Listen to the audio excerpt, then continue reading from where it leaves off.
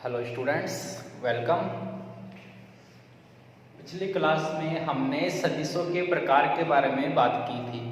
अब बात करते हैं आज हम सदिशों का योगफल। तो दो सदिशों के योग के बारे में आज हम बात करते हैं। और सदिशों के योग में सबसे पहले देखते हैं हम दो सदिशों का योग। सबसे पहले बात करते हैं दो सदिशों का योग।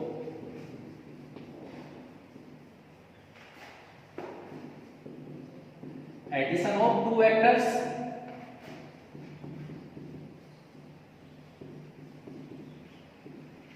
तो दो सदिशों के योग की हम बात करते हैं कि सदिशों का योग किस तरह से किया जाता है, किस नियम से किया जाता है, इसकी आज हम चर्चा करते हैं। तो दो सदिशों के योग में यहां हम देखते हैं कि दो सदिशों के योग के हमारे दो नियम होते हैं। दो सदिशों के योगफल करने के दो नियम हैं और इसमें आपका पहला नियम है वो है आपका सदिश योग का त्रिभुज नियम। पहला जो नियम है वो क्या है, वो आपका है सदिश योग का त्रिभुज नियम।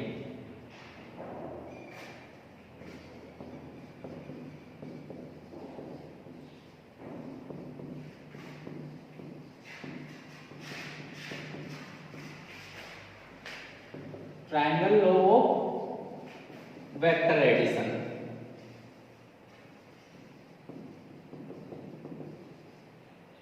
तो सदिश योग के त्रिभुज नियम की बात करते हैं, ठीक है। सदिश योग के हम बात कर रहे हैं और इसमें सबसे पहले देख रहे हैं दो सदिशों का योग। तो दो सदिशों का योग करने के हमारे दो नियम हैं। इसमें पहला नियम क्या है, सदिश योग का त्रिभुज नियम। तो देखो इस नियम के अनुसार क्या होता है,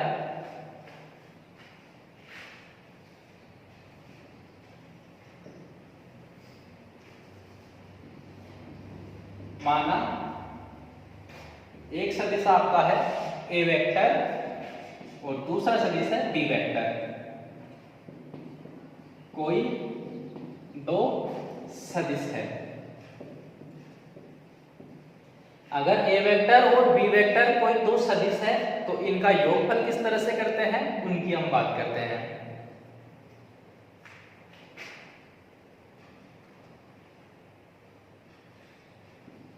तब देखो यहां बात करते हैं, हमारे पास दो सदिश है ए वेक्टर और बी वेक्टर। तो देखो इनका योगफल किस तरह से किया जाएगा। इसके लिए हम क्या करते हैं, आपके पास दो वेक्टर है, पहला वेक्टर क्या है ए वेक्टर, ठीक है। तो इस सदिश के लिए क्या करते हैं, हम दो सदिश देखेंगे। पहले आप पहला सब सदिश है ए वेक्टर, इसकी बात कर रहे हैं। तो इसके लिए क्या करते हैं, इस सदिश के समान परिमाण और इसकी दिशा में क्या करते हैं, एक सदिश खींचते हैं। जैसे हमने मान लिया कि ये आपका क्या है ए बी कोई सदिश है जो क्या है सदिश ए की दिशा में कोई सदिश खींचते हैं ए बी, ठीक है।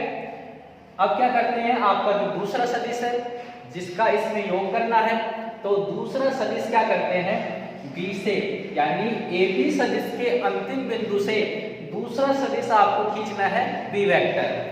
तो यहां से दूसरा सदिश खींचेंगे हम बी वेक्टर, जिसकी दिशा क्या होगी, इस सदिश बी वेक्टर की दिशा में होगी। तो यह आपका क्या होगा, दूसरा सदिश है बी वेक्टर। बीसी सदिश को खींचते हैं जो क्या है बी की दिशा में है, ठीक है। तब इनका योगफल क्या होगा, तब इन सदिशों का योगफल क्या होगा, ए से सी की दिशा में होगा। तब इन सदिशों का योगफल ए से सी की दिशा में होगा, जो क्या होगा ए वेक्टर प्लस बी वेक्टर से व्यक्त किया जाएगा। यदि इनके योगफल को हम सी वेक्टर से व्यक्त करें, यह हमने माना है। तो ये क्या है आपका सदिश योग का त्रिभुज नियम है। क्या है कि माना हमारे पास अगर कोई दो सदिश है ए वेक्टर और बी वेक्टर, तो तब क्या करते हैं,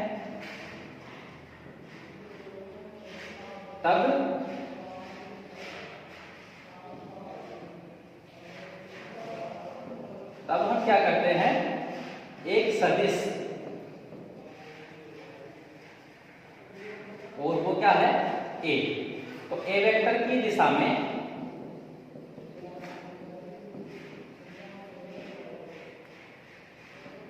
एक सदिश ए बी खींचते हैं।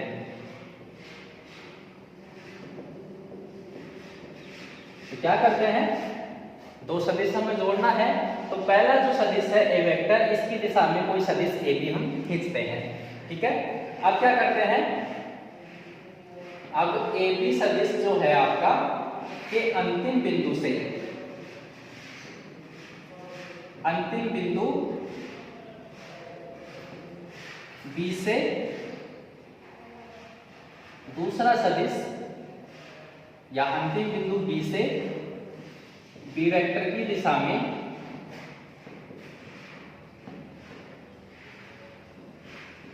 सदिश BC खींचते हैं।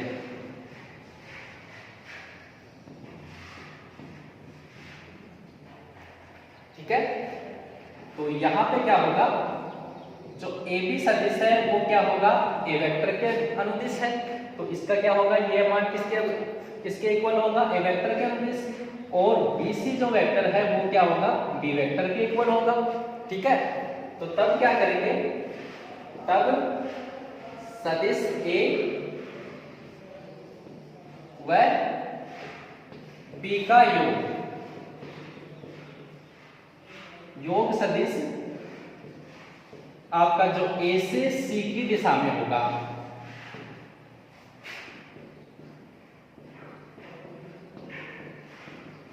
और ये है AC होगा,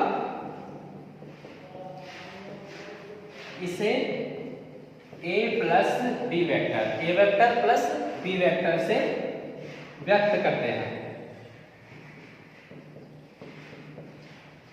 ठीक है, तो क्या करते हैं, सदिश योग का त्रिभुज नियम हम देख लेते हैं। तो यदि हमारे पास अगर कोई दो सदिश है तो इसको जोड़ने के लिए क्या करते हैं, पहले हम ए वेक्टर खींचते हैं, ए बी कोई सदिश ए वेक्टर खींचेंगे। ठीक है, ए की दिशा में, फिर ए बी सदिश की जो अंतिम बिंदु है, इस अंतिम बिंदु से दूसरा सदिश बी वेक्टर की दिशा में BC खींचेंगे। ठीक है, अब इनका योगफल जो सदिश होगा वो क्या होगा, A से C की दिशा में होगा। योगफल सदिश क्या होगा, A से C की दिशा में होगा, और इस योगफल सदिश को हम A vector plus B vector से व्यक्त करेंगे। ठीक है, अगर इसको C माने तो C वेक्टर क्या होगा, A vector plus B vector के इक्वल होगा। तो यह आपका सदिश योग का त्रिभुज नियम है। तो इस नियम से हम क्या कह सकते हैं, अर्थात यदि दो सदिश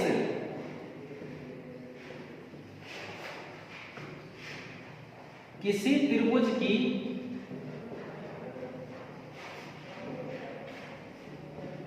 दो क्रमागत भुजाओं से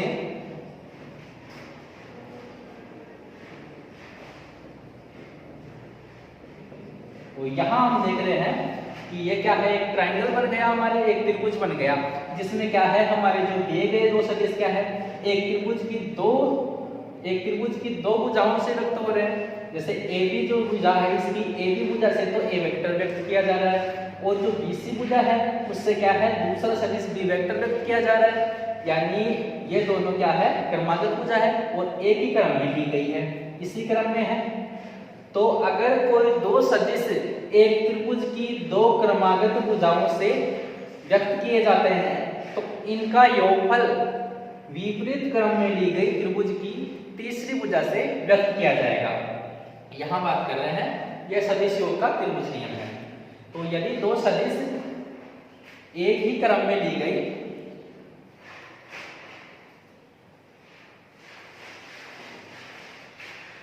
यदि दो सदिश एक ही क्रम में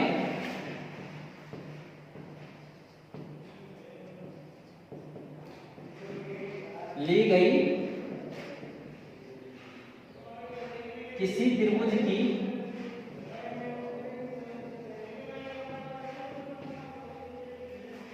दो क्रमागत भुजाओं से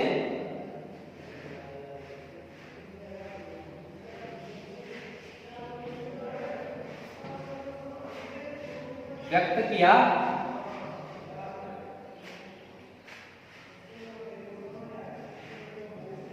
जाए तब इनका योग विपरीत क्रम में ली गई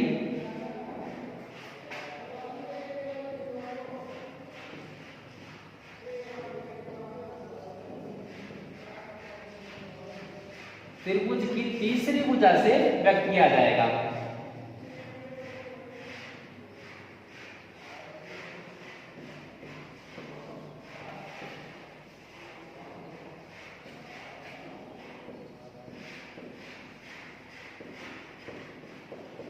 और ये जो नियम है इसे क्या कहते हैं? इसे सदिश योग का त्रिभुज नियम कहते हैं।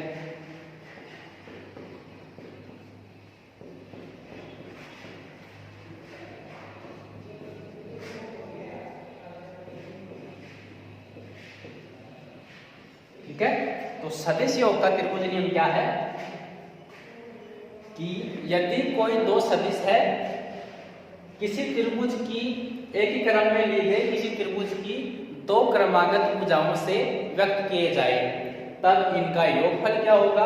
विपरीत क्रम में ली गई त्रिभुज की तीसरी भुजा से व्यक्त किया जाएगा। और ये नियम है, इसे आप सदिश योग का त्रिभुज नियम कहते हैं। ठीक है, तो पहला नियम तो ये था दो सदिशों का योग का। अब बात करते हैं दूसरा नियम।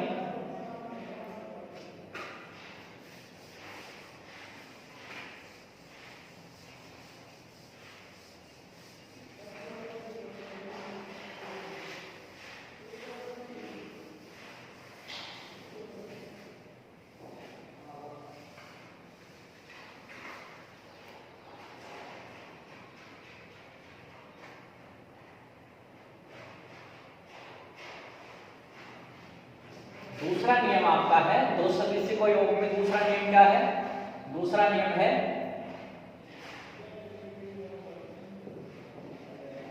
समांतर चतुर्भुज नियम।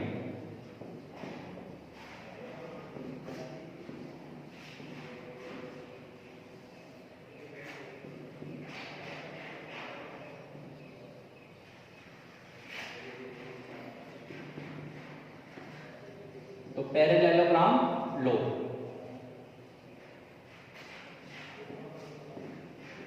तो दूसरा नियम है आपका समांतर चतुर्भुज नियम। तो दो सदिशों के योग में समांतर चतुर्भुज नियम क्या होता है कि यदि हमारे पास कोई दो सदिश है ए वेक्टर और दूसरा सदिश है बी वेक्टर, ये आपके दो सदिश है, तो ये है, तो इन सदिशों के योग का समांतर चतुर्भुज नियम क्या होगा? तो एक ही बिंदु से अगर ये दोनों सदिश सहप्रारंभिक सदिश हो, सहप्रारंभिक सदिश क्या होते हैं? जब इनका प्रारंभिक बिंदु एक ही होता है तो उन सदिशों क्या कहते हैं? सहप्रारंभिक सदिश कहते हैं।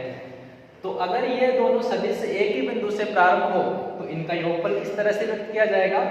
तो देखो, जैसे ए वेक्टर आपका ये है, ओ बिंदु से प्रारंभ हो रहे हैं, तो ओ ए जो सदिश होगा ये तो आपका है ये सदिश। ठीक है, और इसी बिंदु से आपका दूसरा सदिश है,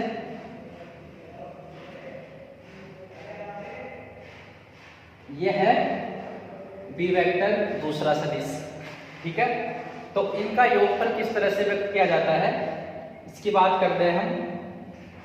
इसके लिए क्या करते हैं? यहां हम एक समांतर चतुर्भुज का निर्माण करते हैं। ठीक है, तो यहां हम बात करते हैं कि इस समांतर चतुर्भुज में इसको नाम दे दिया हमने बी और इसको नाम दे दिया सी। ठीक है, तो इस समांतर चतुर्भुज में क्या देख रहे हैं? ये दोनों क्या है? ओ ए और सी बी। ओ ए सदिश और क्या है? सी बी सदिश। तो ये दोनों क्या होंगे? ये दोनों होंगे इक्वल, क्योंकि ये दोनों की दिशा क्या है? समान है, और ये भी क्या है? इनके परिमाण भी समान है, इसलिए क्या होगा? ये भी क्या होगा? ए वेक्टर होगा। इसी तरह से हम देख रहे हैं आपका जो दूसरा है ओ सी।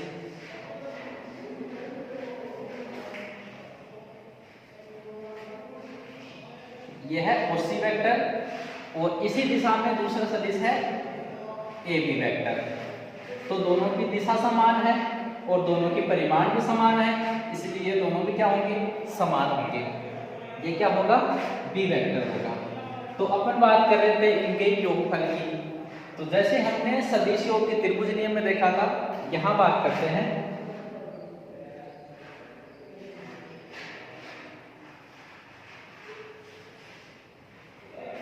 तब इस त्रिभुज में अपन बात करते हैं त्रिभुज OAB में। तो इस त्रिभुज में क्या देख रहे हैं, देखो यहाँ पे क्या है, यहाँ सदिश योग का त्रिभुज नियम लागू हो रहा है। तो इसमें क्या है, ये OA सदिश है और ये क्या है, AB सदिश है। तो इनका योगफल क्या होगा, विपरीत क्रम में त्रिभुज की तीसरी भुजा से व्यक्त होगा। यानी यहाँ पे जो OB है वो क्या होगा, A vector plus B vector, इनका योगफल होगा। तो यहाँ हम क्या देख रहे हैं कि अगर दो सदिश है, एक ही बिंदु से गुजरने वाले दो सदिश है जिनका प्रारंभिक बिंदु एक ही है, दो सदिश आपके A वेक्टर और B वेक्टर है, तब इनका योगफल क्या होगा। अगर ये दोनों सदिश, ठीक है, हम बात करते हैं यहाँ पे, या आपका समांतर चतुर्भुज है। अगर दो सदिश है A वेक्टर और B वेक्टर, समांतर चतुर्भुज की कोई दो आसन्न भुजाओं से व्यक्त हो रहे हैं, तो ये समांतर चतुर्भुज की आसन्न भुजाएं हैं। यानी दो सदिश है वो समांतर चतुर्भुज की कोई दो आसन्न भुजाओं से व्यक्त किए जाते हैं। तो इन सदिशों का योगफल क्या है, उसी इन सदिशों का योगफल समांतर चतुर्भुज के विकर्ण से व्यक्त किया जाएगा, जो क्या है, उसी बिंदु से प्रारंभ होता है जिस बिंदु से दोनों सदिश प्रारंभ होते हैं। यानी ये क्या है, सप्रारंभिक है। यानी यहां से क्या लिख सकते हैं, इस नियम में क्या हो गया,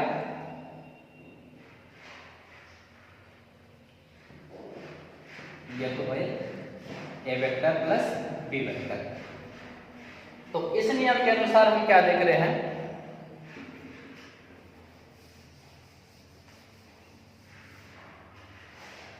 तो सदिश योग के समांतर चतुर्भुज के नियम के अनुसार क्या होता है, इस नियम के अनुसार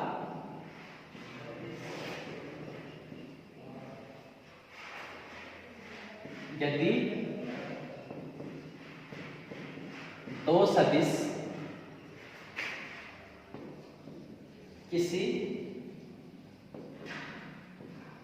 समांतर चतुर्भुज की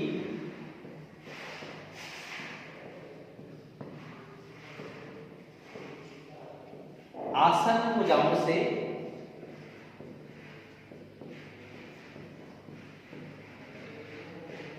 व्यक्त किए जाए, दो सदिश हैं जो किसी समांतर चतुर्भुज की दो आसन्न भुजाओं से व्यक्त किए जाए, ये दो आसन्न भुजाएं हैं, दो आसन्न भुजाओं से व्यक्त किए जाए, तब इनका योगफल, इनका योग समांतर चतुर्भुज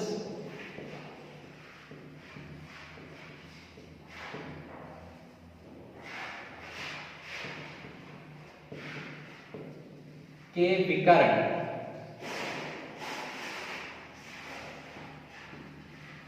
जिसका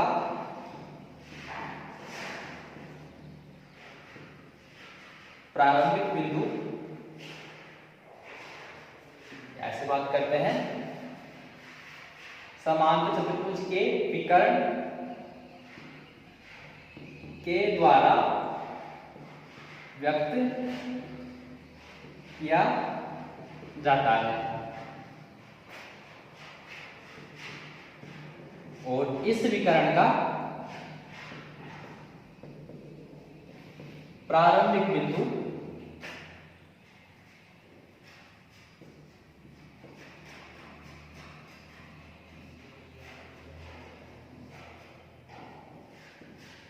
वही है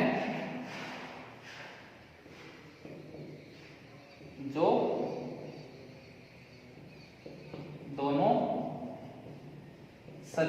प्रारंभिक बिंदु है।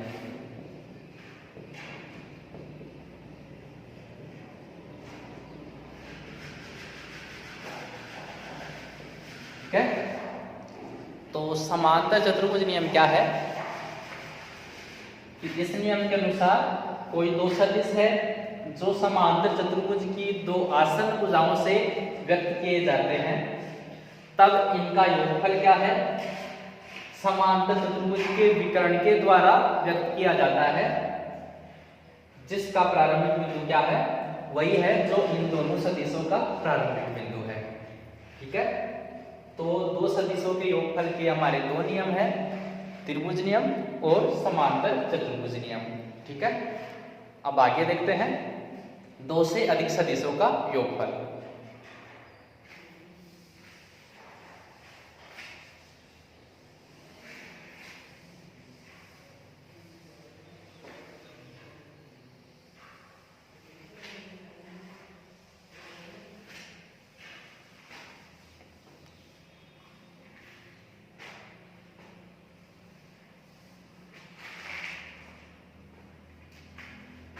तो अब बात करते हैं दो से अधिक सदिशों का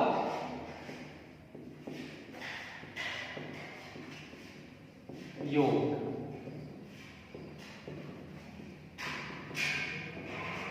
addition of more than two vector.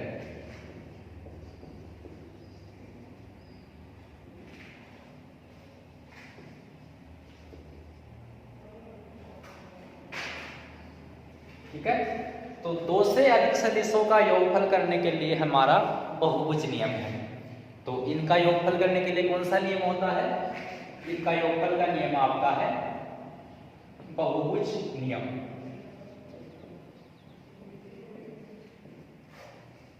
तो देखो, दो से अधिक सदिशों का योगफल करने के लिए हम क्या करते हैं, जो आपका त्रिभुज नियम है, सदिश योग का जो त्रिभुज नियम है, उस नियम का थोड़ा विस्तार कर देते हैं। ठीक है, इस तरह से करते हैं, वो बात करते हैं कि अभी हमने देखा था कि दो सदिशों का योगफल करने का त्रिभुज नियम में दो सदिश होते थे, और दो सदिश क्या है, त्रिभुज की दो क्रमागत भुजाओं से व्यक्त किए जा रहे थे। ठीक है, तो क्या करते हैं, अगर दो से अधिक सदिशों का योगफल करना है तब क्या करेंगे, त्रिभुज नियम का विस्तार किस तरह से किया जाएगा। जैसे हमने माना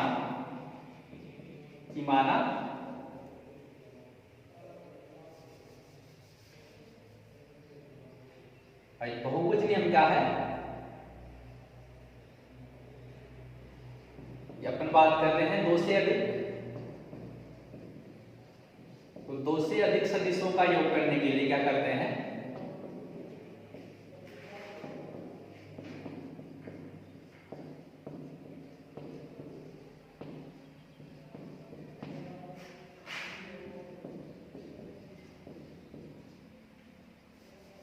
जो सदिश योग का त्रिभुज नियम है, सदिश योग के त्रिभुज नियम का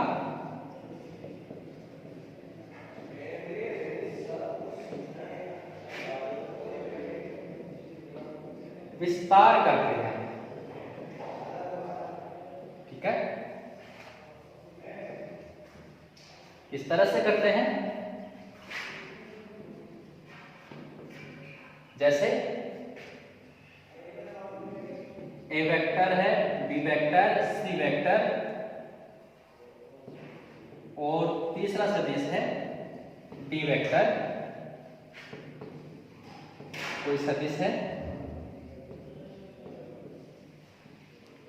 ठीक है, तो ये चार सदिश हैं, इनका योगफल करना हो तो हम क्या करते हैं, किसी बहुभुज की क्रमागत भुजाओं से इनको व्यक्त करते हैं। तो इसके लिए क्या करते हैं, पहला सदिश लेते हैं हम। ठीक है, तो पहला सदिश हमने लिया है, इसको मान लिया हमने वो ए है, इसकी दिशा है उससे ए की ओर, या आपका पहला सदिश है ए वेक्टर। अब बात करते हैं दूसरा सदिश बी वेक्टर।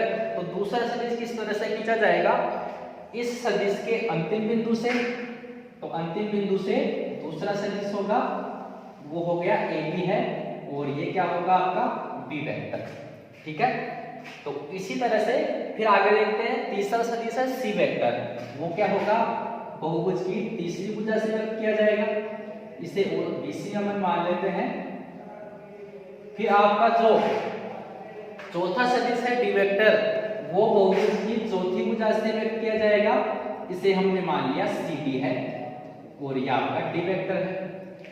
अगर बहुभुज की चार क्रमागत भुजाओं से ये चारों सदिश व्यक्त किए जाते हैं तो इनका योगफल क्या होगा, इनका योगफल विपरीत क्रम में ली गई सदिश बहुभुज की अंतिम भुजा से व्यक्त किया जाएगा। तो यह आपकी अंतिम भुजा है जिसका दिशा है वो से D की ओर, ये क्या होगा, इनके योगफल को व्यक्त करता है।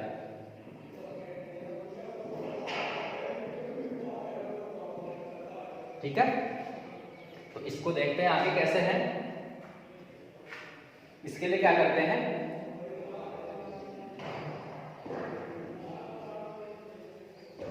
इसके लिए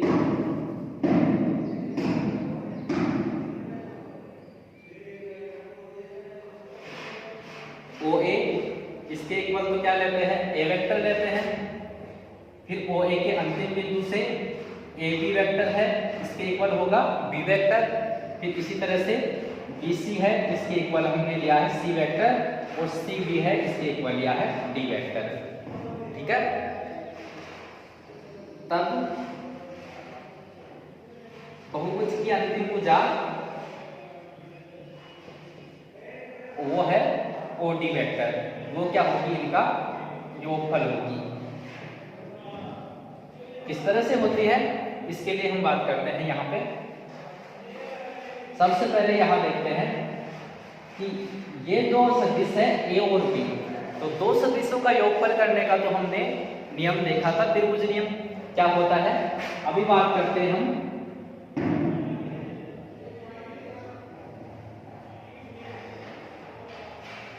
त्रिभुज OAB में बात करते हैं। तो यहाँ हम देख रहे हैं हमारे पास क्या है, दो ही सदिश है। तो यहाँ पे क्या होगा, इस त्रिभुज में हम बात करें त्रिभुज OAB में, तो A सदिश और B सदिश दो ही सदिश है, तो इनका योगफल क्या होगा, विपरीत क्रम में ली गई त्रिभुज की तीसरी भुजा से व्यक्त होगा। यानी OB वेक्टर है वो क्या होगा, वो आपका होगा OA vector plus AB vector, यानी A vector plus B vector. ये क्या आ गया, A vector plus B vector. ठीक है, फिर आगे देखते हैं हम। अब तीसरा सदिश इसमें जोड़ना है, तो त्रिभुज की बात करते हैं OBC, फिर बात करते हैं हम त्रिभुज OBC में। ठीक है, तो यहाँ पे क्या होगा, ये आपकी क्या है, ये त्रिभुज बन गया OBC। तो यहाँ क्या देख रहे हैं, OB तो ये है और BC ये है, ये क्रमागत भुजाएं हैं, एक ही क्रम में ली गई है, तो विपरीत क्रम में ली गई तीसरी भुजा क्या होगी, इनके योगफल से व्यक्त होगी। यानी यहाँ पे क्या होगा, जो OC है वो क्या होगा OB प्लस BC, यानी OB का मान तो A vector plus B vector है और BC का मान क्या है, C वेक्टर है। ठीक है, तो ये OC का मान आ गया। ठीक है, ये क्या आ गया, A plus B plus C। अब बात करते हैं तीसरे त्रिभुज में OCD में, तो त्रिभुज OCD में हम देखते हैं। तो इस त्रिभुज में क्या देखेंगे, यहाँ क्या है, ये दो एक ही क्रम में ली गई त्रिभुज की क्रमागत भुजाएं हैं, तो इनका योगफल क्या होगा, विपरीत क्रम में ली गई तीसरी भुजा से व्यक्त होगा। तो क्या होगा, यानी OD है वो क्या होगा OC प्लस CD, और OC का मान है A plus B plus C vector, A vector plus B vector plus C vector, और CD का मान क्या है, D वेक्टर। तो इस तरह से त्रिभुज नियम का विस्तार करके हम बहुभुज नियम को सिद्ध करते हैं, और यह है दो से अधिक सदिशों का योगफल करने के लिए। ठीक है, ये थे हमने सदिशों का योगफल। तो सदिशों का योगफल है तो आज के लिए इतना ही, फिर देखते हैं नेक्स्ट क्लास में।